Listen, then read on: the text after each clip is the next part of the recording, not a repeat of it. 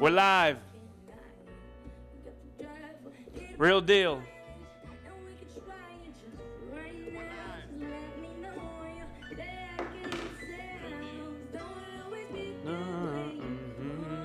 All right, let's take a pause. All right, waiting for y'all to get in here.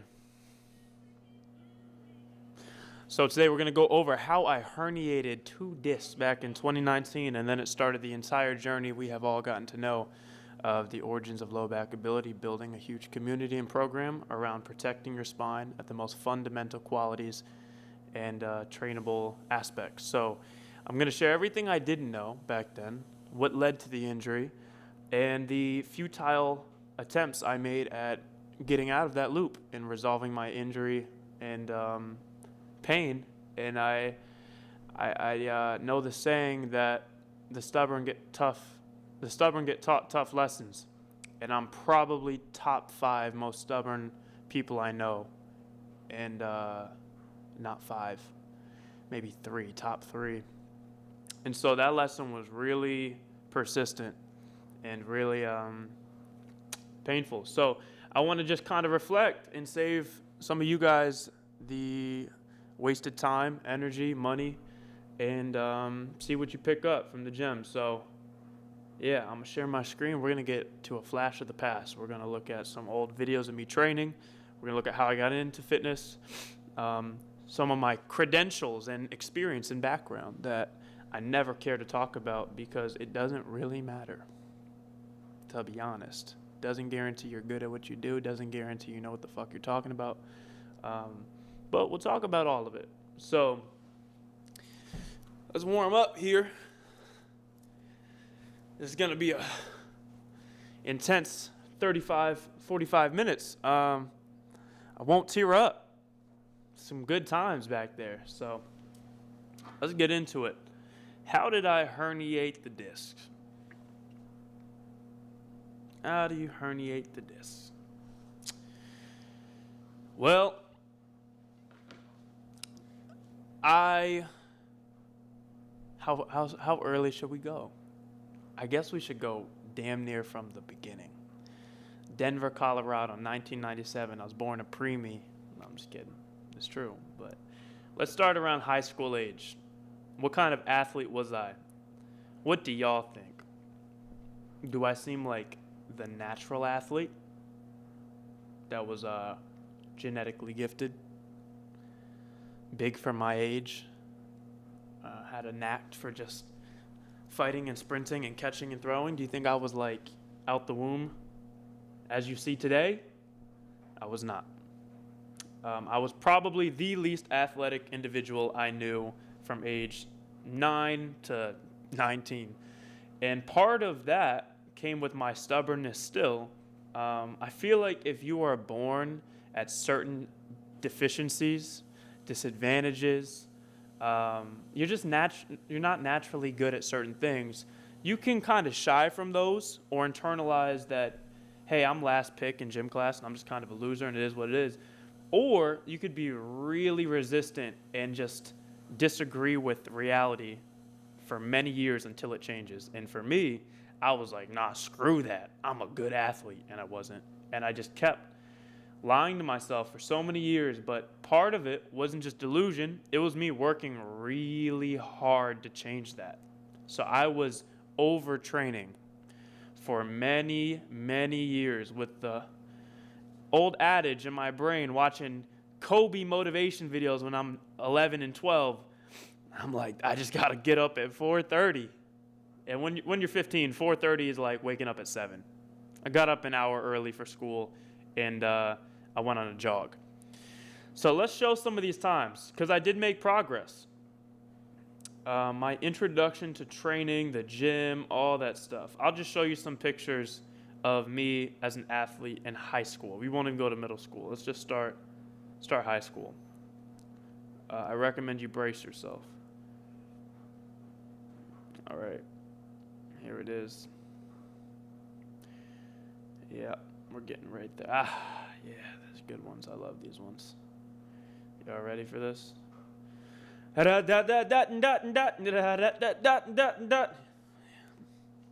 ready for this? Check it out. We'll start with this one first. I'm going to share my screen for y'all. Don't worry. Don't worry. Here it is. Oh, the endless loop. Gotta love that. Let's, what the hell? Okay. There it is. Hold up. Y'all can't see me, huh? Hold it. 10 seconds.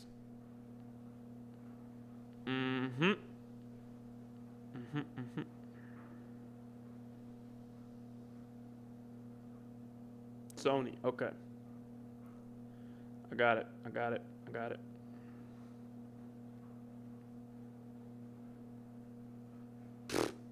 That's crazy, look.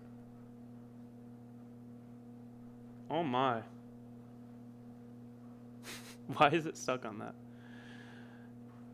Every day we face new challenges on this stream, and it works until I go live.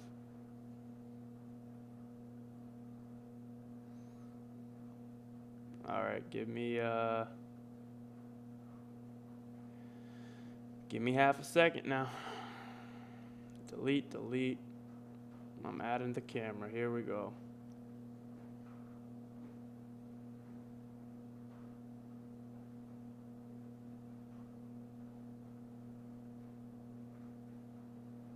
What is going on there?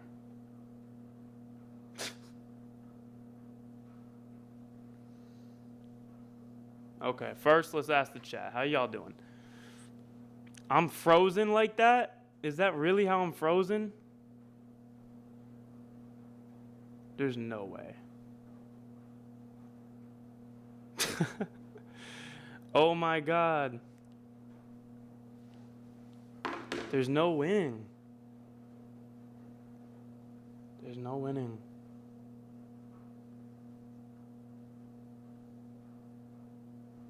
All right.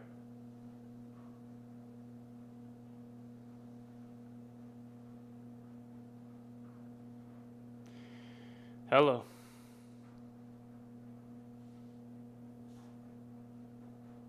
Fixing it up now.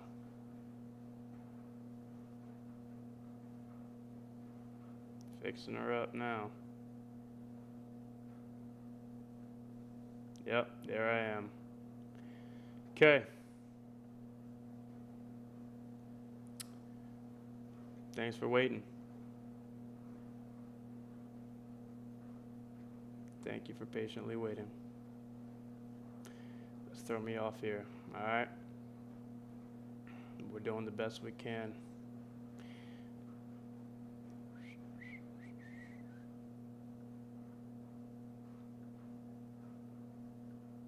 Okay, ready? Let's start from the beginning. No more technical difficulties. We can all hear me, right? Let's look at this. So, how do I want to crop that down a little bit, actually. Let's get that out the way, huh? That's, transform, crop right. Yeah. All right.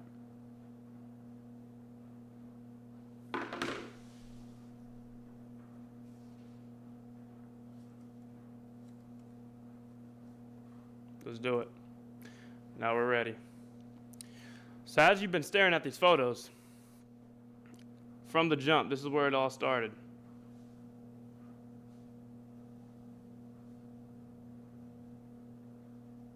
Boomer alert, for real, bro. For real, bro. You know the funny thing is most of my issues are that the camera is too high tech. I have a Sony FX3, if anyone knows what that is. It's a film camera. It's not like a normal high-grade videographer camera. Like they sometimes film movies on this shit, and it just doesn't it's not compatible. For some reason, it gives all these issues. That's my excuse. So let's go 2019. This is what I was built like, all right? No more wasted time. Straight into it. This is the build. This is about I don't even think this is ninth grade. This is about 10th grade. I'm 15 years old, 16 years old. This fella's trying to go to prom, trying to get a date. How well do you think that's going? It's not. Look at the jersey falling off the shoulder. There's one guy next to me. We're fighting for last place, I can assure you. Look at the leg. That's the leg I then got tendonitis and tore up the tendon and eventually needed surgery. No surprise there. So that was 15. This was the year before. You think it doesn't get worse? Look at that. Yeah, that's 14, 15 years old. Pasty, hairless mole rat. Yeah, that's same jersey falling off the shoulder right there. And I was training. When I tell you this kid, boy, this is a middle-aged mother at a 5K.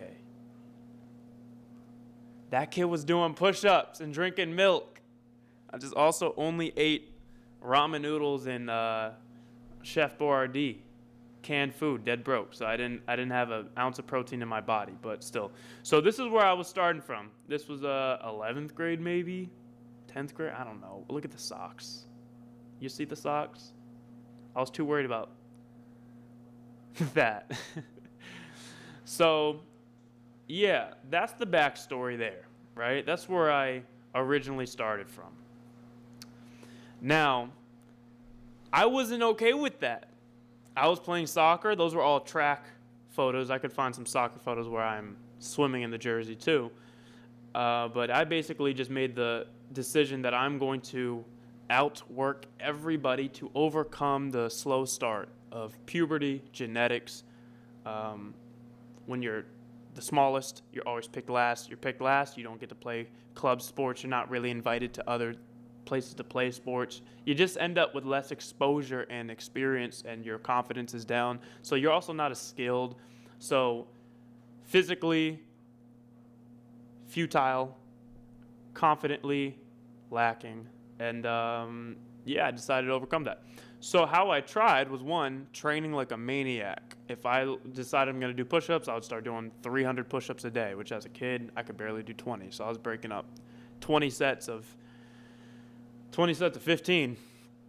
And same with running, run every day. And then soccer, I'd be like juggling 1,000 times a day and doing all these drills. And basically, I started breaking down, getting injured. And I was injured from the time of 15, 16. First, it was a knee injury, just patellar tendonitis, tearing up the tendon in my knee. And just kept going and kept going. And I went through the medical industry there.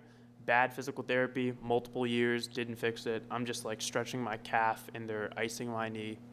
And they're doing some stem unit on my quad for very light contractions. I'm not actually loading the tendon. I'm not doing any isometrics. I'm not getting any fatigue. I'm not dropping a sweat in therapy.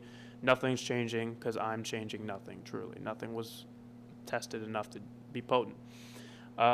So then I go through that. I start to heal the knee. Then I start becoming a trainer. And this is where we're going to pick up the story. It's why I'm on my IG right now. On my story highlights, you can see a bit of these days and this story. And so when I became a trainer, it was right after my knee surgery, and I got certified with ACSM in 2016, right after knee surgery. And I am obsessed with it, diving all in, reading all these books from Mark Verstegen. He's the founder of Exos, performance training, if you know what that is, back in the day.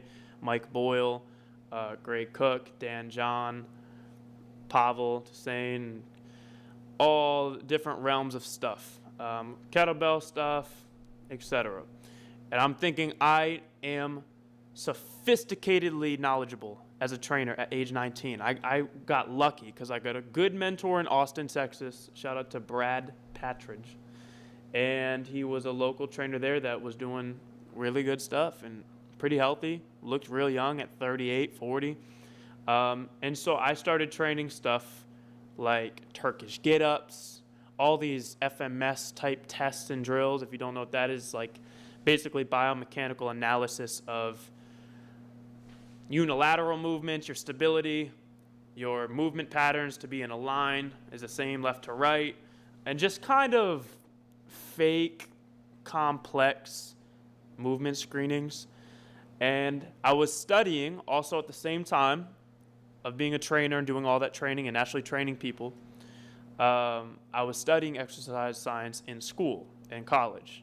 And I only went to school studying kinesiology to try to fix my injuries.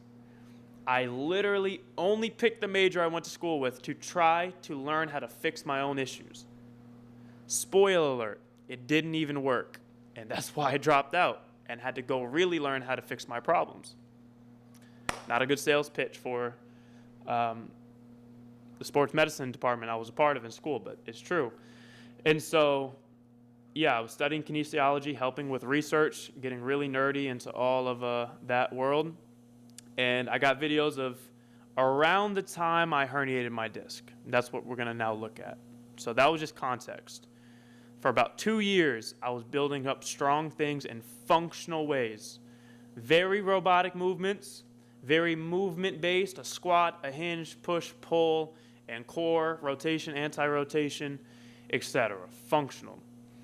And so this was right around the time I herniated my disc.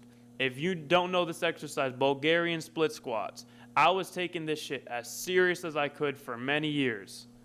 Doing 185, trying to go really heavy, training single leg strength. And I trained this one for years and would get sore glutes for weeks. My back was out of it. All these leg exercises were back-friendly exercises. I hardly front squatted and back squatted, really. I did mostly single leg work, so that way my spine wouldn't be loaded. This was before hurting my back. I wasn't even afraid. That's the smart way to train, according to all the very sophisticated functional trainers I was learning from. And so doing stuff like this, doing certain pistol squat variations, single leg squats, lateral Cossack squats, which are still pretty good. Trap bar deadlift, a ton. And so this year, as I wrote here, functional training, doing Bulgarians, rear foot elevated split squat, trap bar deadlifts, kettlebell swings. None of those things may be bad in isolation, but you're going to see why I was missing a huge gap with the low back. So then when I went to college, again after my injuries, and I switched schools to run track, and I started actually lifting with the sports and conditioning coaches, we started doing a lot more squats and cleans and deadlifts, and it was working fine. And then I herniated L4, L5, L5S1. The L5S1 was actually a bad true herniation. The L4, L5 was probably a bulge, not really herniation.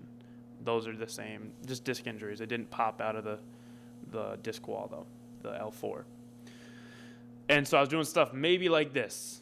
Always front-loaded, keep it off of the back. Goblet squats I would do. I might even load it really heavy because I was training functionally, and all the functional leg workouts are really core workouts, but the front, you have to go really heavy to still hit your legs as hard as a controlled 185 front squat. You got to go real heavy single leg. Same with a goblet squat. Got to go hella heavy, multiple plates. Not really intentional, just rushing through, actually. I still didn't understand tension and tempo. This was after herniating my disc. This is how I was getting back to lifting. I rested. You know what's funny? I dug into disc rehab protocol so much, and I was following them to a T, and I just noticed it's still on my Google account saved. Let me make sure y'all can see this. I swear I didn't set this up. This has been on all of my laptops, and it carries over for many, many, many years. Right here, a phased rehabilitation protocol for athletes with lumbar intervertebral disc herniation. This is the exact protocol I used in 2019, and 7 years later, because I haven't updated anything on my computers, even when you get a new computer, it carries over. All these training things, look, Don Chu, it's already gone. It's not, the page isn't even there. Training your tendons, the page isn't even there. These pages are so old, you can't even open them. But yeah, I followed this one and had a whiteboard written out my whole phased plan, just as it described here. Granted, so you know, I already was studying this in school. I already worked at a physical therapy clinic for an entire year. I took a gap year from school because I had the knee surgery. And then I worked at a physical therapy clinic, interning. And so I've already been well familiar with the McKenzie method, taking people through loads of press-ups, McGill Big Three, Ralph. I've already understood like the basic traditional ways to deal with back injuries. I thought I was going to be fine when I hurt my back. So I mixed that with this protocol. And this is pretty much a safe acute injury protocol. If I get to truly this is what I had printed on my wall. First week, don't rotate, don't flex. Obviously, I mean, that's smart. Day 3 to 20, this is pretty aggressively fast. Do counter rotation, flexion, phase. Counter rotation would be like hold a band pulling you that way and resist pulling. What's counter flexion? A back extension iso hold, but they're not going to have you do that. They're going to have you do bird dogs or something kind of, measly with the counter flexion. And then you start rebuilding power after 9 days. Like, what the hell? So I felt good doing this stuff. I remember all this. Learning to hinge again, bridges, sideline clamshells, bird dogs, stability balls. I got shit from that for sure. Stir the pot, moving my core like crazy. I could definitely find all of it, I'm sure. The point of this is that after herniating my disc, I thought I had everything I would need to get back fast. And I had no clue what was coming. So what ended up happening was I did feel better after about 2-3 months. This exact video of me squatting this landmine goblet, this was like 3 months after. I'm fine. Then in this exact Blink gym, I went to do a box squat. Why? I don't know. I was doing box squats, and as you know, if you try to land really high in a box squat, you like swing your leg up here. That's why I don't like box squats. You're faking it by throwing your legs up. And what is that? That's throwing yourself into a butt wink deep squat. So doing a big box jump, cheating it, throwing my legs way up, land in that rounded back position. I let it heal. I did the bird dogs, the pelvic stabilization drills, the diaphragmatic pressure, learning the curl up and all this shit. And the second I went into a semi-loaded flexion position, just with my body weight, I was a little rounded and I landed, boom, re-injury. Zing! Killing me. Hurt bad. And so that's when I first was like, oh, okay, I thought I was in the clear. Okay, I'm going to be smart this time. It's not going to be 3 months. Let's give it 6 weeks. I'm going to go back to the same old protocol I just showed you, rerun that again. It's going to work out. Okay, I'll be smart this time. And that was the start of what eventually became a 3-year loop of every 6 to 8 weeks doing something quote unquote stupid in my brain and then having to restart. And one day I had to wake up and realize maybe something has been vulnerable the whole time. Maybe I'm actually not protected in a very specific way, regardless of what the professionals were telling me, of my experience studying this. Clearly, I'm still getting hurt on the most obscure things. I want to find this video for y'all. It was me getting hurt in front of the Hussington. I swear. Not even a joke. Where is it? I know I got it.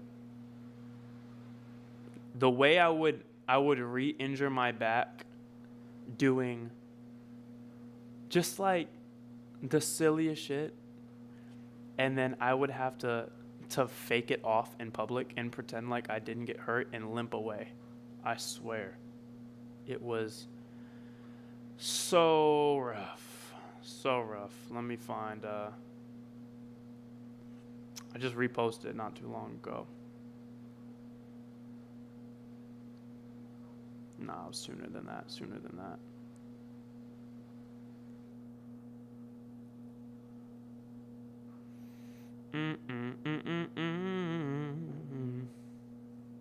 I'll tell you when I found it.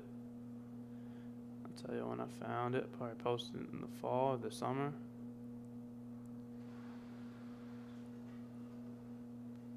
Yep, here we go. I found all these good ones. This is from that whole era. Let me show you blast from the past of this whole time frame and all the shit I was doing and all the training I was doing. Airdrop. Check it out. And again, I'm going to remind us, I'm not demonizing these movements particularly. It's the absence of other things that are probably the most important, especially once you notice a pattern of re-injury, and it's no longer a game of perfectionistic movement. It's no longer, oh, you hinged, but you kind of buckled a little bit. You should be able to. You should be able to be mid-deadlift and sneeze and not hurt yourself. For real. And so when you start just hyper-analyzing your form and blaming that for the source of pain, you're getting away from the fact that you're fucking vulnerable as shit. All right, let's look at this. So I was doing a lot of this. What happened? A lot of this, right? Thinking this is a safe way to hit legs. Spinal flexion. At the bottom of every leg press rep, especially you try to go deep, oftentimes, rounding the back. Even subtly, I've injured myself on the leg press. So much of this stuff. That beat goes crazy though. Hurt myself on pistols. You want to see? Watch. That video. This is it. I'm not kidding you. This injury, I'm working at Blink, as you can see, right? I'm working at the Blink. And there's a girl looking at me a lot, okay? And like I said, I grew up this tall, blow in the wind, 80 pounds, late bloomer. When you grow up that way, you become shocked when a girl would look at you at 18, 19, getting used to a new life. Let's just say I caught eye contact on me a whole lot. So now I'm walking up the stairs and about to go to my client. And she's like doing a pistol squat. Like, Brandon, can you do a pistol squat? I'm like, pistol squat? Girl, I'll do a pistol squat holding you on my arms. Like, what? I do pistol squats all the time. I'm the functional trainer guy. I did hella pistol squats in my day. But this was post-disc herniation. This was maybe 3-4 months after. This was the first time I injured myself again after the herniation. I remember it. And so in the video, you're going to see, it just looks like I failed the pistol squat and I lost balance. I didn't. I literally re-injured my herniated disc. And you can see me smile and play it off. So let's look.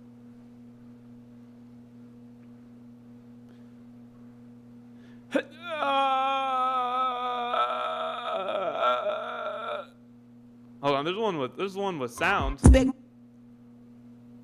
a lot of us sideways. That's not.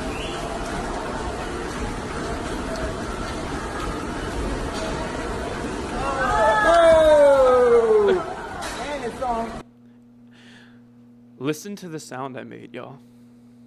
This isn't a joke. I go, That wasn't me embarrassed of I fell. That was real pain. Listen, you ready? I'm like, yup.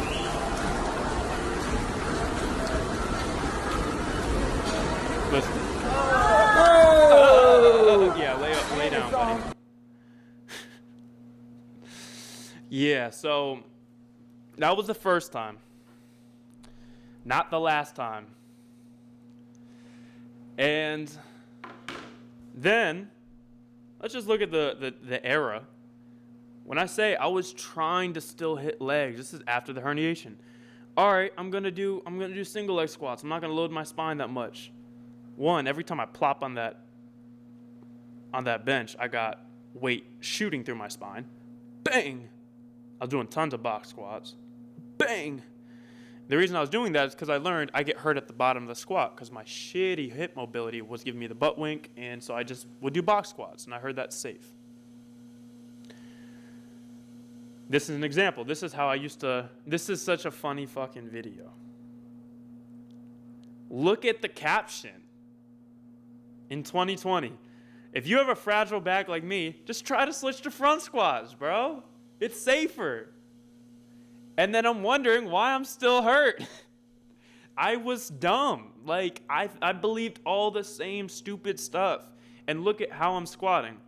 Look at me, super wide stance, probably butt winking a bit, front squatting because I don't have the range, heavy. I don't need 2 plates at that weight I was at. I was weak.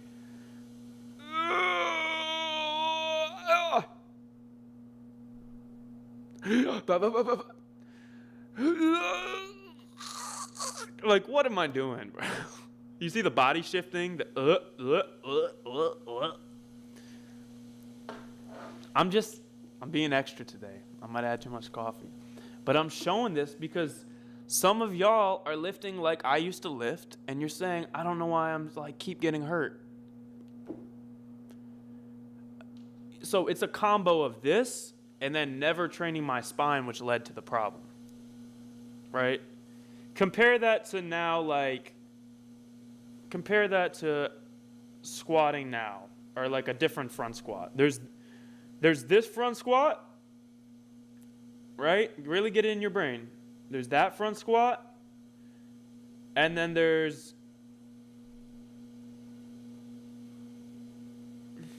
what? Clips? Yeah, and then there's this front squat.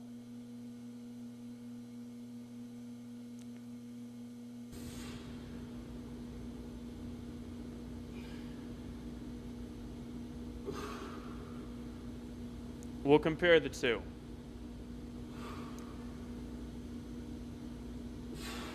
Okay, let's compare the two. So, old front squat on the left, 100 pounds heavier, just about.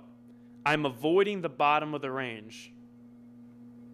I'm rushing at the bottom, dropping in, and then my body is moving and shifting just to try to get the weight. No ownership, really heavy, dropping in and out of it. Versus this one, probably 80 pounds lighter. I maintain the upright torso. I don't shift at all. I let the legs own it. And I'm actually pulsing in the bottom. So I'm not even avoiding the bottom. I'm spending extra time there slowly. So the mind shift is avoiding what you're bad at versus focusing on what you're bad at.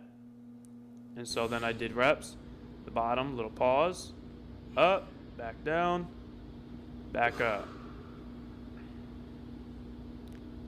And the result of lifting like this, I could probably, at that time I was stronger than I was back then. I could front squat more than 2 plates. I just didn't. I just really focused on owning it. And so this era,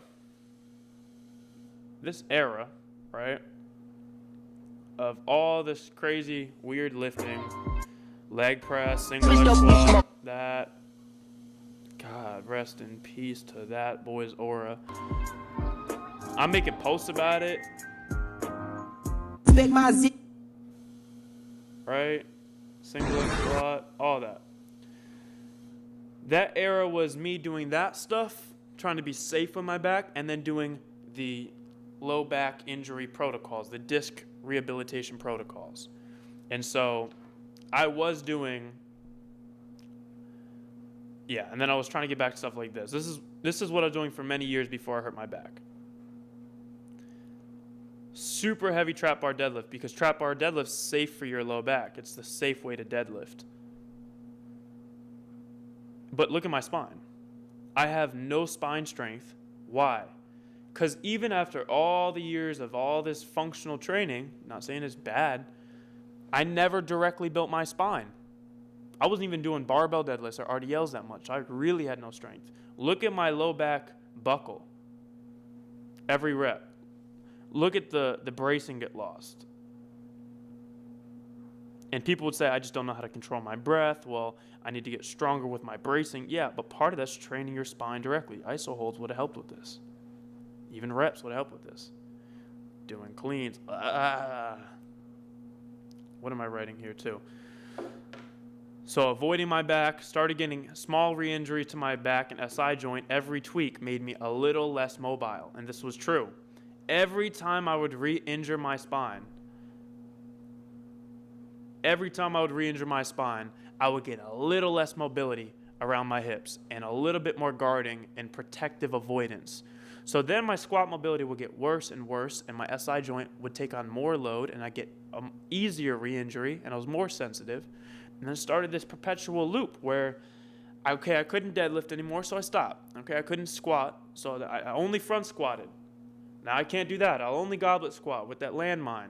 I can't do that. I'll do single leg squat. Okay, I keep injuring myself doing that. And the list of things I could do went to nothing.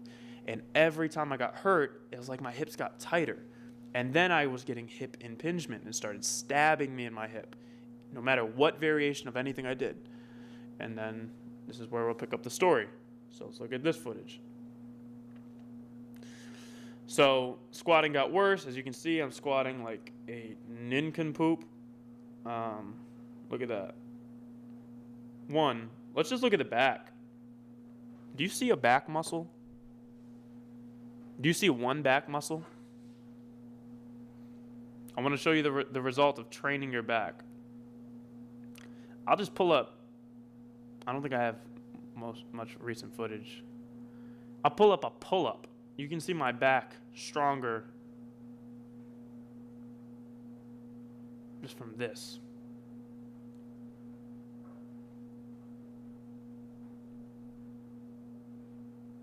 Here, look at this.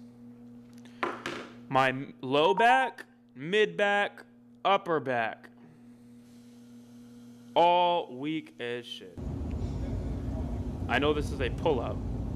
Oh shoot, what happened?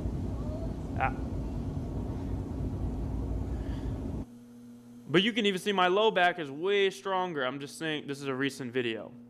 But if we even just compare like the backs, the literal physical back, in every way, yeah, chin-ups and the normal stuff, but even traps, mid-backs, low backs, I didn't have a single line of definition in my low back. The Christmas tree shit people talk about, I didn't have that at all. I barely had one little line separating my lumbar. And so my back was extremely vulnerable. My hips were getting more and more tight. As I wrote here, a year and a half, after a year of doing this, I gave myself a sports hernia doing the dead bugs ab exercise. So I was constantly doing bird dogs, dead bugs. I was trying to have strong legs and a healthy enough spine. That was my mentality. At the time, as an athlete, all I cared about was my legs and glutes, because I heard functionally that's what makes you an athlete. My back, I just wanted to be healthy enough that I didn't keep getting hurt. That's really all. I didn't care about having a strong back, a strong low back. That's not something that ever really made sense to me. You don't hear about that. I got a picture I want to show y'all. And maybe I'm being redundant and extra showing all this, but I'm just saying, like, it didn't make sense to me at the time. And I really wanted to make sense to y'all. This is from that video. This is when I was chronically hurt, and I kept doing the same protocols of careful stabilization drills to protect my little tiny spine that I never trained, wondering why I'm stuck. And then this is after slowly building the low back extensions. Here I'm doing a trap 3 raise, building the low traps, and I just built up the entire walls of muscle all around my spine. Someone could say, here I'm flexing, there I'm not. Sure. It's not that different, though. It's not making that much of a difference. You can see my fucking bones damn near on this. And so you have to work backwards, not focus on trying to hypertrophy your back. First is desensitize. And so this is where we're going to fast forward to where we're at now.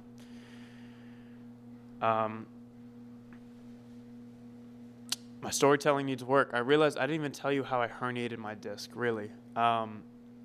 So the background of all the training I was doing, the trap bar deadlifts, the rear foot elevated split squat, I was deadlifting with some weird sumo stance with a band for the first time ever. And it felt really good. And with no warning and pretty perfect form, I herniated a disc. And I felt it in one rep. And I never really felt that before, any kind of back injury.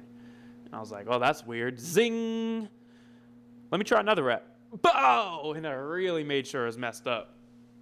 And so after herniating the disc, this is a real story.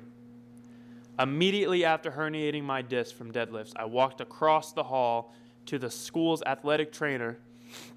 Told him, yo, I just wrecked my back on deadlifts. I think I might have herniated a disc. I feel like TV static. And he's like, no, Brendan. You're too young. You didn't just herniate a disc.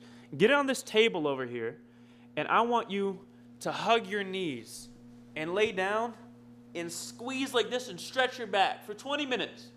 20 minutes, go like this.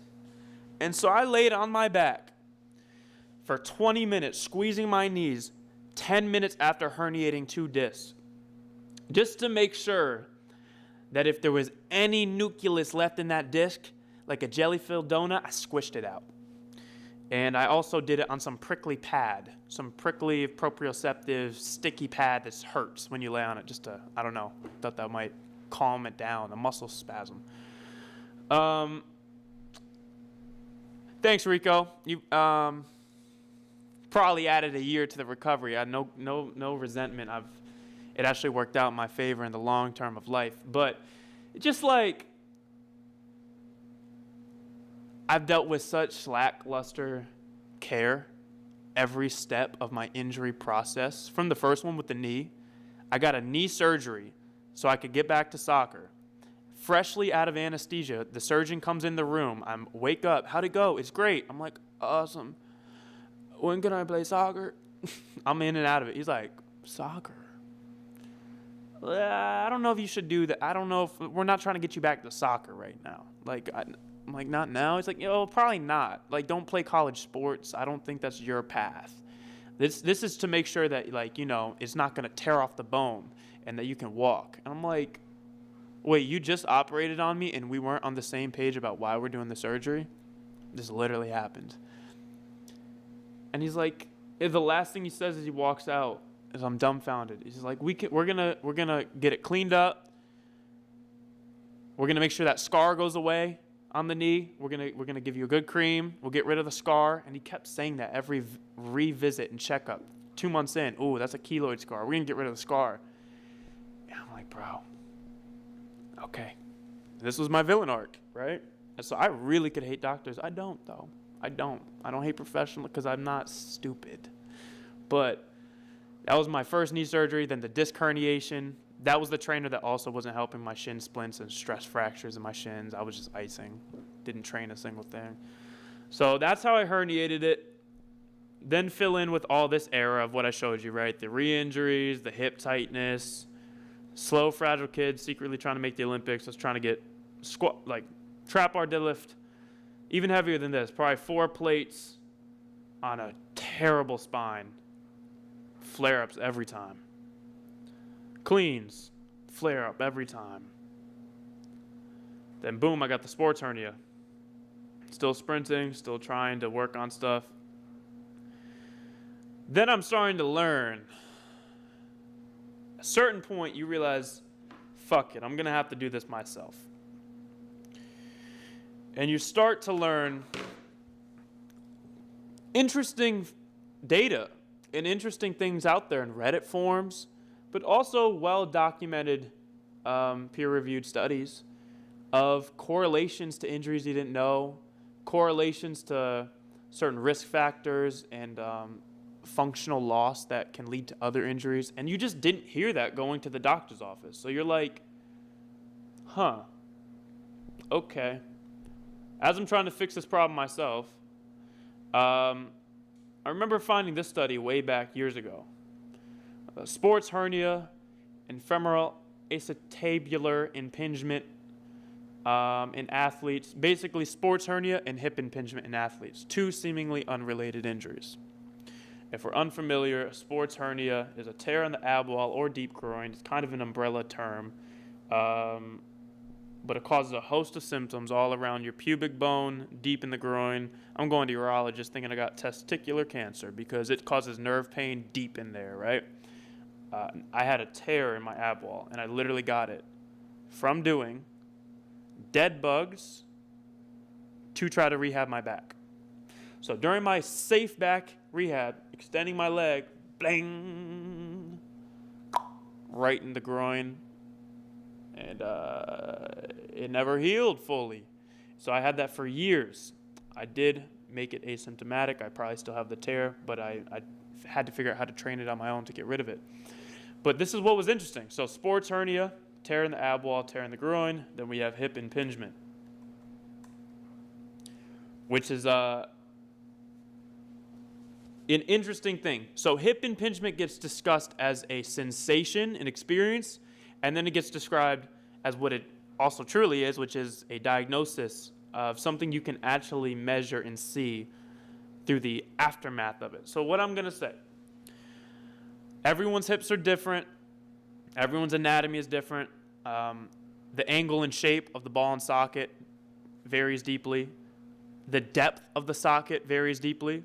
And so therefore, the room within the socket to go deep and handle deep hip flexion, like in a deep squat, it depends on the person. However, if you didn't have hip impingement, like myself, if you didn't have hip impingement when you were 18, 19, 20, 21, 22, like well past your real growth stages, mid-20s, early mid-20s, and you've been about the same bone structure and your body hasn't changed much, and you've been lifting and squatting and you never had hip impingement, and then later you develop hip impingement, you can't blame that on genetics.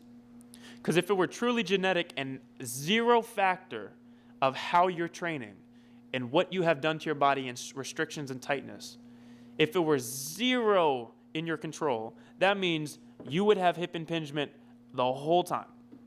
The whole time you went into a deep squat, from day one, you would have felt something. And so if you had years of good, pain-free deep squatting, and then later it starts to hurt or feel anything, you probably went through what I did, which is that through overtraining certain aspects and undertraining others, I was doing tons of the single leg stuff, tons of the Bulgarians, tons of, not RDLs, but trap bar deadlifts, tons of kettlebell swings, a lot of hip extension and sprinting. And even after squatting, too, I started squatting for a couple of years. I got really tight adductors and really tight hip flexors. And so when you get really tight on the front and inside of your femur and pelvis, let's look hip flexor anatomy. Let's look adductor group. When you get extremely tight here, where do you think it is going to pull the hips, pull the femur towards? If everything on the inside here is extremely tight, on the front and inside of the thighs, some of these are also hip flexors, it is going to pull your femurs slightly internally rotated, always.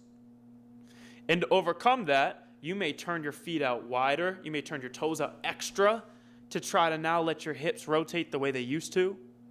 And so when you go in a deep squat, your hips need to rotate externally so then they can go to the back of the socket and not hit the rim. So when you start getting hip impingement, as we were showing earlier, you may start to feel pinching and clicking, but it really becomes problematic because it's hitting the wall. As you're rotating deep, it's clashing like that. Boom. Hip socket develops too far overhead of femur. This is the funny thing. They describe hip impingement after it's already occurred, but what led to this? Normal hip sockets will be like this. Sometimes it develops later. Like this can happen as a result of the impingement, and then you really have CAM or FAI. And so basically, muscular tightness can pull you in to have a different functional anatomy. So now when you squat, after years of it and whatever tightness happens, instead of the joint articulating how it should, and your ball goes straight to the back of the socket in the hip joint, now because it's turned internally a little bit, it can't rotate, and instead of getting as much space as you can in the hip socket, it clashes and crams and starts to hit the ridge of the socket. And so when it's bone on bone pinching over and over and over, bone can only react a couple ways. It'll get stress fractures and break down, or it grows osteophytes and overproduces growths, just like bunions and shit. And so then you start to develop real growth on the socket or on the femur head. And then you, of course, are going to have clashing. Now you really have something grown extra. It's only growing extra many times because you have already clashed it and crammed it over and over. And so sometimes this happens on its own, I guess. Many times, though, there has to be some correlation to extreme tightness in your groin and still lifting. And so this is one little thing I didn't ever hear about with hip impingement. I never thought of it this way. And the only reason I know there's a correlation of all these things is because the only way I ended up fixing it after years of being stuck was improving exactly what I'm talking about. So, disc herniation, right? All the safe lifting failed me. Spine is weak. Every time I get re-injured, I get a serious reduction in hip mobility. Now this is as deep as I can squat. And it's shitty. This is as deep as I can squat. And you may say, that's not bad. This is bad. This is really bad. If you squat like this and you think that's good, that's really bad. Because look how wide my feet are. I didn't used to squat like that. When you have really bad rotation in your hips and you don't have good depth, you put your feet wider to pretend that you can squat deep, and it makes your problem worse. And so I can squat this deep, probably pinched it a little bit every rep, just hitting 90, and still having the back injuries, and my hips are getting more and more tight. And then I start getting pinching and stabbing during every rep. And then during the dead bug exercise, reaching my arm back, I get the sports hernia. So now I was feeling this, pinching, stabbing. It's rotating internally, boom. Then I get the sports hernia. I tear off muscle off the ab wall right in there. Yeah, right in the juicy stuff. Does not feel good. And then I'm stuck with 3 seemingly unrelated injuries. Let me turn on the light, it's hella dark.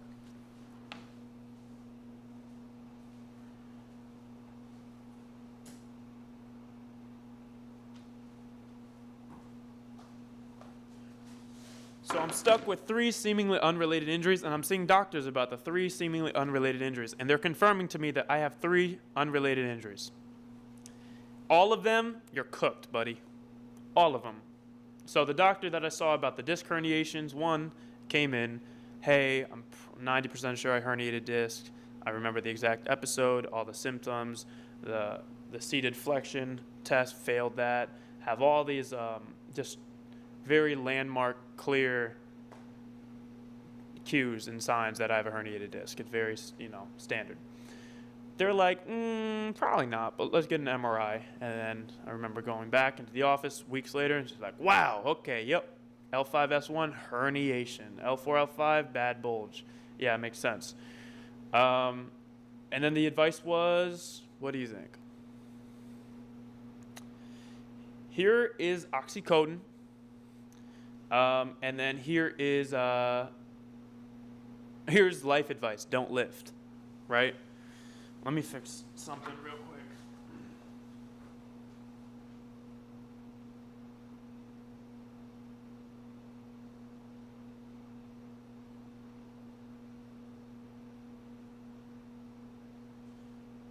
All right.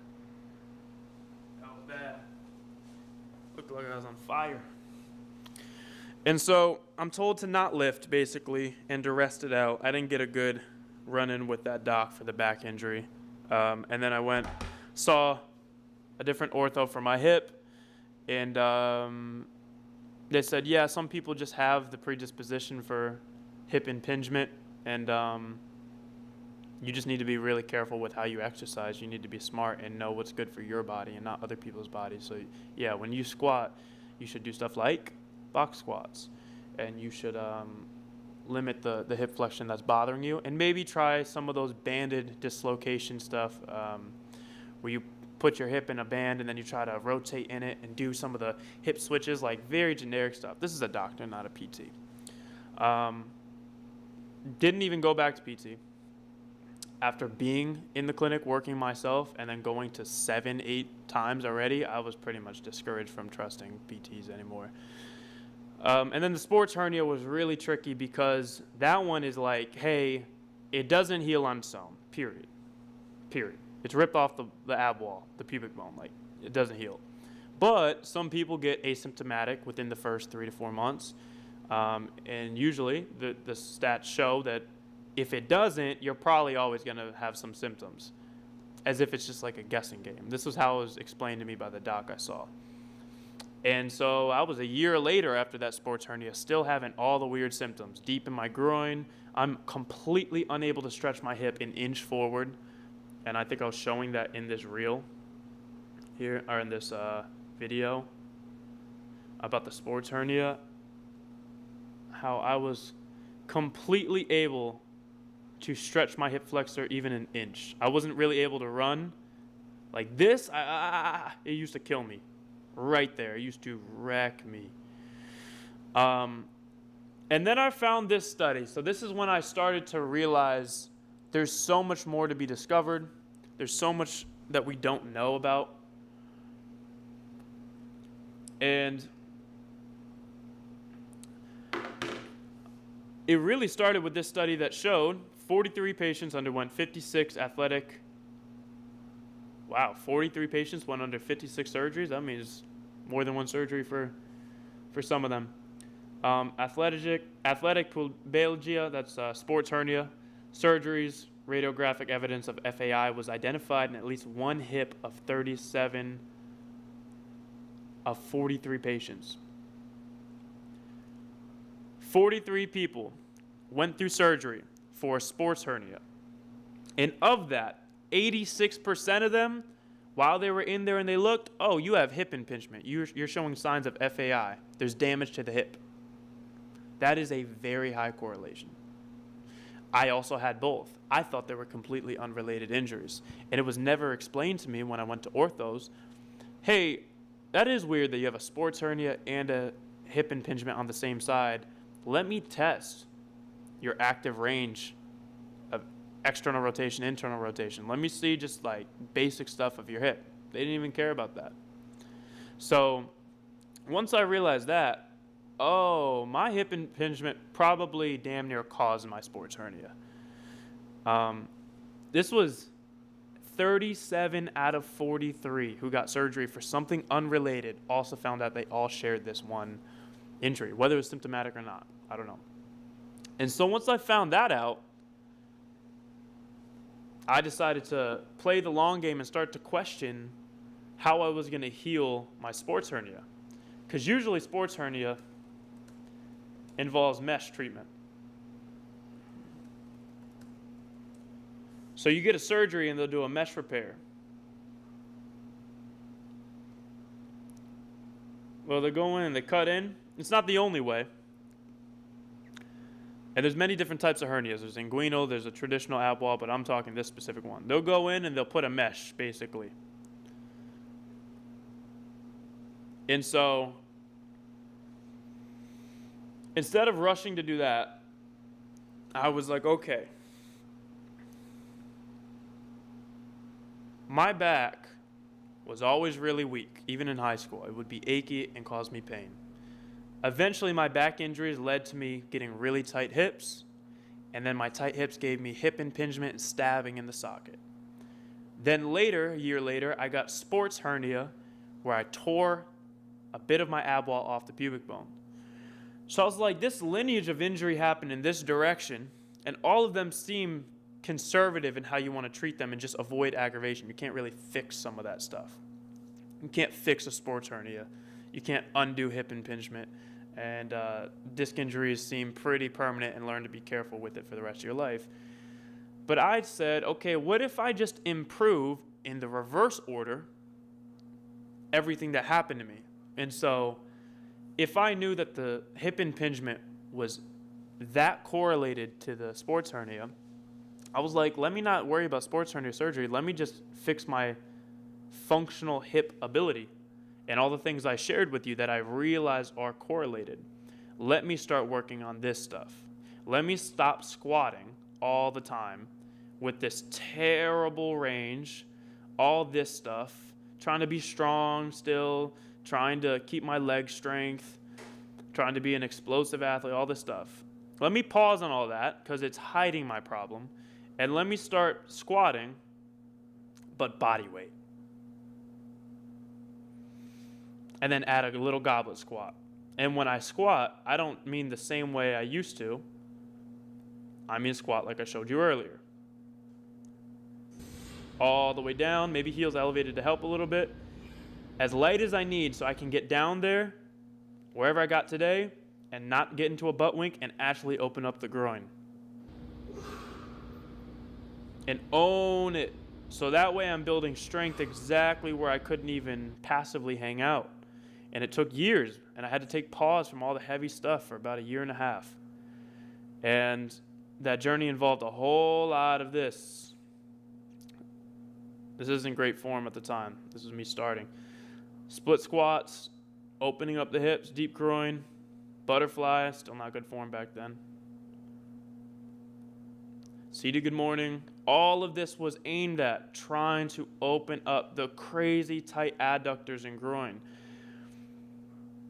And so, without even trying, it ended up helping all of the injuries at the same time because they were all related. They were all related to really weak, untrained low back, sensitive, afraid, unable to fire. It would spasm or it'd be shut down. I just couldn't really get a contraction. And then extremely tight hips, especially internally with my hip flexors and groin.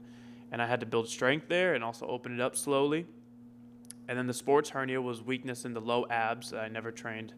I don't think I showed that here, but I did show it in the Discord, the reverse squat.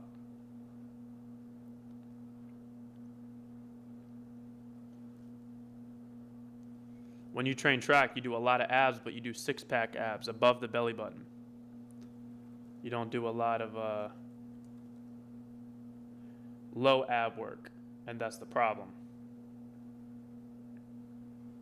Let me show reverse squat.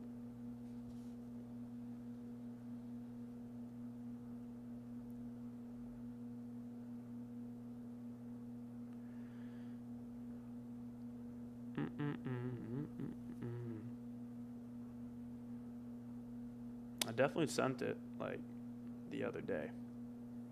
Yeah, right here. So then I started training this, which really trained deep, low ab, right where I tore, and I had to start 30 pounds. And over a year, I worked up from 30 pounds to like 130 for 20 reps. Very slow, pulling apart, stretching me outwards exactly where I used to be so sensitive, and all of it combined over a year of very slow pausing, becoming a beginner again, dropping all the things I thought I knew, dropping everything I thought that was so important to keep. I can't get weak. I can't not squat. I can't not deadlift. The big three, I got the big three exercises of squat, deadlift, clean, or squat, bench, dead. If I don't do those, I'm a scrub. I was still frail, even when I did those. It just hurt. And not saying those things are bad, but I needed a break so I could really work on the weak points and tightness I was hiding. This is me as a trainer on the Blink app and modeling for them while I was hurt as fuck. And so imagine the fraudulency, right? I'm a trainer. I'm studying exercise science. I'm working at a PT clinic. I have certifications. I got some extra certs, and I went to Onnit Academy, if you know where that's at, Onnit brand in Austin, did certs there. And I just felt like I knew a lot, but I was living in so much pain, and I just had no clue how to fix it. And so all that come into the wisdom of today, which is there's a lot more correlation to things than you'll find when you Google. Let's do it together. Let's do the exercise together. So we all remember what I said about my sports hernia was a combo of a weak low ab wall and extreme tightness and pulling in within the hips, causing hip impingement. And 86% of people in a study who had sports hernia surgery, they also had hip impingement. By the time I opened up my hips to not be pulled inwards, I could sit in a deep squat without pinching or pain. The sports hernia felt a lot better. Now I couldn't sprint or really stretch it, but when I built that ab wall with the reverse squat, now I could do split squat. And the split squat used to kill it. That's why I had to start really high. The split squat used to destroy my sports hernia. I had to start really elevated and slowly get to it until where now I can do splits on that side, which is crazy to me. And so the tear never went away. I just built up the tissue around it so strong and so flexible that I can stretch it to the max and do it heavy. It doesn't even matter. So sprinting's easy, all that's easy. That whole discovery came from me realizing sports hernias don't just happen for many times, for many people. There's functional factors that came in to cause it or lead it to the predisposition. When you work on those underlying vulnerabilities, even if you already have the injury, your symptoms improve way better. What does this also sound like? Disc injuries, spinal injuries. It's a lot easier if you don't have disc herniations, if you don't have bony growth and DDD, if you don't have spinal stenosis, if you don't have ligament issues or alignment issues in spondy or retro. But if you already do, those things often, when they happen progressively, they don't just happen for no reason. But we get told as if they do. Oh, you're just unlucky. Age is a big factor. You were lifting too heavy. Just generic, like, it happens. No, it doesn't. If it happens just once, yeah, it happens. But if it becomes the loop like it did for me, that's you. And it's not a blame game. It's an ownership game, because that's where the power comes back. You have things you suck at that you didn't even know because you never checked. And it's not your fault. You didn't check because the experts don't tell you to check. So at that point, it's the same game. People worry too much about, well, how do these exercises heal the herniation? Or how does this exercise heal my stenosis or heal my whatever diagnoses? And it's like, it's not even about that. The same way I didn't heal my sports hernia, I improved all the underlying factors that led to it happening and staying in pain. If you fix all the underlying factors, of what led to the disc injuries, 9 times out of 10, your symptoms go. Your symptoms are gone. With enough time, 9 times out of 10, your symptoms go away when you fix the underlying weakness, vulnerability, firing issues. And so whether you still have that herniation or not, doesn't really matter as much anymore. So we'll go a little bit longer, but just to really show how much you're on your own here, and you have to be your own expert of your body, because you have to find these correlations. If I didn't know the sports hernia affected the hip impingement, I wouldn't have worked on that. I wouldn't have worked on my range and paused the dumb stuff and got good at the other things so I could do everything. I would still be stuck doing these little banded hip movements. And so doing that also led to me fixing my spine. It led to me lifting better. It led to me questioning everything, really looking for where I suck. And I realized I kept injuring my spine, even though I do all this core work of abs, sides, transverse abdominis. I never train my spine. Why don't we train the spine why do they tell us this is dangerous when this is where I get hurt? Let's question that. And I dug into people who did train the spine. And that's the game, because otherwise, let's do it together. Let's look up on Google right now. What causes hip impingement?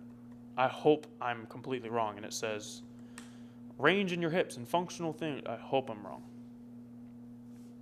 Hip impingement is caused by abnormal shapes or extra bone growth in the hip sockets.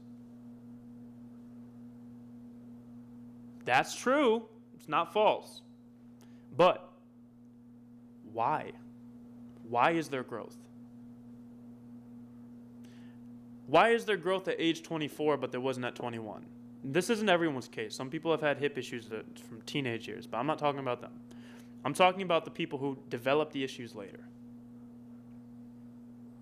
You could say you always had the growth, but it didn't irritate it enough yet. Sure, maybe then still. Let's look at risk factors. Genetics, physical activity, high levels of activity that involve repetitive, deep hip flexion rotation. Okay, this is important. Prior conditions or injuries. Not much. They're not explaining why, though. This is good. High levels of activity involve deep flexion or rotation. So they mention it. But it almost sounds like it's just something you should avoid. It's a risk factor, so don't have high levels of intensity.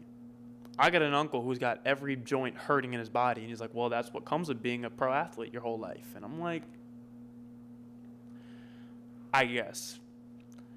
But what you could ask is, why do high levels of activity that involve hip flexion and rotation and hitting, like kicks, hockey, soccer, gymnastics, why do those influence how the hip joint develops? It's damage. Doing gymnastics isn't inherently bad for your hip. Doing gymnastics in the way and fashion that it damages your hips is bad to your hips. And then why does it damage it? Why, for me, I had a soccer background too. Kicking and sprinting both makes the groin super tight. Why are sprinting and soccer both, in like hockey too, risk factors for hip impingement sports hernia? It's not just because you did a thing. It's not like smoking in your lungs. We know why that happens, what it does to you on the physiological level. But the physical activity isn't the problem. It's the fact that the physical activity in that way got you tighter, made you move worse, and made your access in that joint worse, and you kept doing those on a shitty foundation, and then it just did more damage and more damage. But they don't really focus on this. See how it's second, and see how genetics is the first? So what do you focus on when you're trying to find answers? You go to the top of the page. Hip impingement. Extra growth. I guess I'm just fucked. What do you do about that? You can have probably extra growth in your hip socket, and you improve your functional range so good. You get so good within all the muscle and tissue deep within your hip and your rotation that even with extra growth, you may not have symptoms. You may have better hip ability than someone who doesn't have the growth. Now, this is just a theory, but it's just saying when you exhaust what's in your control, you can sometimes have a healthier and more productive structure than someone that doesn't have the diagnosis yet. They don't have the injury yet, but they have all the functional restrictions. Same with the spine. There's some people that have herniated disc that have better spines than you do, who don't have herniated disc, because all the small tissues are so strong, robust, they can fire, they can rotate, the mobility in the spine is good. So you're on your own, right? How do you fix this? Don't have this genetic predisposition. Don't have the growth. If you already do, okay, well, how do you, why is it AI mode? Can I just get, okay, how to fix hip impingement. Conservative surgical, modify, over-the-counter inflammation. We're killing people. Do you understand? People die decades early because of shitty treatment and things that are so outdated. And I'm not saying there's not truth to all this. You could catch me wrong on anything you want. Say, well, no, Brendan, it's not that simple. I know it's not. But it's not this dumb either. If you say the only answer is just wait it out and do the pain treatment, and when I say it's killing people, I'm not exaggerating. I worked at physical therapy clinics where they would see someone come in with a total knee replacement at age 38, and they were a soccer player, and now they recover. You ever seen a total knee replacement? The knee's a fucking balloon for a year. This shit is terrible. And so they stop soccer, or that slows them down a shit ton. And now, instead of stopping that sport and passion that kept them active, not even just say the exercise, but their heart, they're not limited, they don't feel injured and old. Instead of them getting to 60, still playing sports and feeling young, that starts at like 40, 45. So if you slow down and feel limited 15, 20 years earlier because of terrible treatment, terrible advice, and all the injuries that come, well, all of the metabolic syndrome issues, all of the chronic illnesses that come through that, they come 10, 15 years earlier too. So now that person who was going to be active, happy, community, living their life at 60s, maybe even 70s, they're now limited at 40. They pick up other hobbies, the bar, and they're just trying to get along with life still, and they're depressed, not exercising. Now that person that might have gotten a chronic illness at 70, they get it at 50, and they die decades early. I saw people age in 1 year after a total knee replacement. I've seen people literally lose their health. And it's a result of this terrible lack of wisdom in here. How do you fix these things? You can't. Okay, let's go to sports hernia. What causes sports hernia? Okay. Mechanically, yeah, it's a repetitive, forceful twisting, yeah. Risk factors, though. Athletes of soccer, hockey, football, tennis. But why? Elite play, okay. And proper conditioning, okay. You didn't warm up good enough. This is good here. I'm glad they got this. A weakness in the ab muscles or an imbalance between the strength of the abs and hips. That's true. You're not going to see nothing about cofactors of hip impingement on the first 10 pages of Google. And if you don't know that's a thing, you don't know how to search it up. So you think your issues aren't related. Maybe this isn't your exact thing, but there's lots of other correlations, your shoulder and your neck, right? You're not going to find certain things that people have really figured out. And so it's not common enough, it's not well understood, there's not a lot of research on it, so it just doesn't get to the doctors who are going to give you advice either. Let's go to disc herniation. We know what it's going to say. What causes disc herniation? We already know what it's going to say. Age, degeneration, factors, too much spine, improper lifting, trauma, repetitive motions. Is there truth there? Sure, those things are factors for sure. What else though? Sedentary, overweight, smoking, genetics. Okay, sure, all those things are true. Would you have far less risk of ever herniating a disc if you properly built up your spine to resist flexion? If loaded flexion is the mechanism to cause herniation, well, what if you did controlled isometric strength to resist flexion over years and built it up stronger and stronger? Would that make sense that it would reduce the risk of herniation? So why don't we do it? Why is that controversial when I have people do that?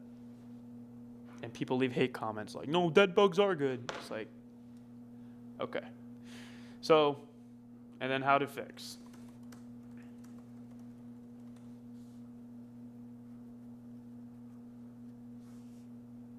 Conservative treatments, rest, physical therapy, pain meds, surgery. I know this is just like, you'd be like, well, Brendan, this is just the top first list of Google. Like, of course, we all know it's just Mayo Clinic, Cleveland Clinic. I know that's not good advice. A lot of people just trust that shit. Majority of people are NPCs, and they just look at the first 5 things. I'm an obsessive about everything in life. So I was on page 20, reading like, oop, new paper, let's see. And it'd be somebody like this. A guru who sells courses hopping out of a Lambo. I get ads from him of him hopping out of a Lamborghini saying, I'm an online physical therapist and I've become a millionaire and I can help you become a millionaire being an online trainer too. Hopping out of a Lambo. Here's how I do it. And I followed his advice. And it's a bunch of drills and a bunch of bullshit. Is he a real physical therapist? I think so. Does he probably have good stuff in his program? I don't know. Maybe. I've gotten messages from people saying, thousands of dollars. He gets on sales calls and he tries to get people for thousands of dollars. The reason I have personal vice, I have personal, passion towards it is just because, like I just said, I would look on the page's results and this is what I'd find. So I'd do it, or I'd trust these people. And then I find out they're running guru courses, teaching people how to get rich on the internet, flexing cars. Like, what? So you got to trust yourself. You got to look for the info yourself. You got to try to find the correlations of things. If I look up disc herniation, hip impingement, let's see.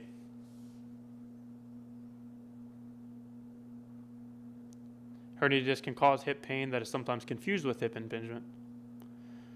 Okay, but can a herniated disc cause hip impingement? Yes, it can. That's good. 4% of patients experience groin pain. That's not specific. Cause hip pain, but yeah, there's not much of like, there we go, this would have been a great one. It was released in 2021, well after I was hurt, but yeah, that's what I'd like to see. Start looking at some of these things,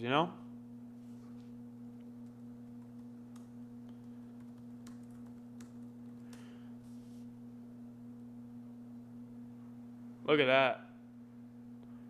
I love it's coming up now. This was not the answer before. That's great. Still there's not a lot of results on it, but the AI is picking something up.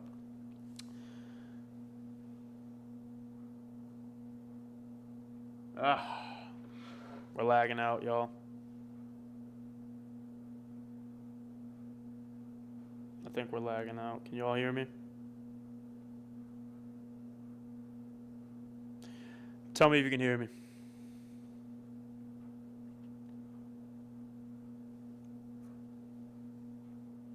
Cool. Low battery mode again. I think I gotta get a PC, a Mac, not a laptop, because this just lose battery so quick, even plugged in. But yeah, my story really comes down to being a young, hungry, ambitious kid. I worked really hard. I trained really hard. I just wanted to be a pro athlete. That was it. I did whatever it took. When I tell you that, I'm not kidding. I didn't go to parties. I didn't have any girlfriends in college. I was hella depressed because I was just injured. I was so focused. I didn't drink. I didn't want to see any of that bullshit. I didn't want any of it. And I just got hurt and hurt. I worked harder than everyone else I knew. I trained harder, and I got more hurt than everyone I knew. I didn't have a full season of sports my entire college career. I missed all of it from injury. And I was being treated by the sports trainers. Made me worse. Did the worst thing for me. I was treated by doctors. Told me to just quit. Went to physical therapists. They were just guessing.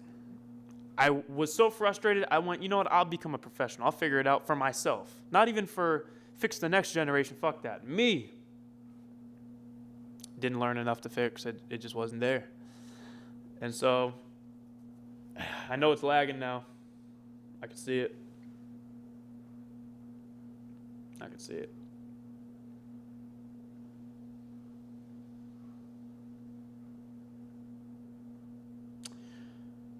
Woo. What the hell?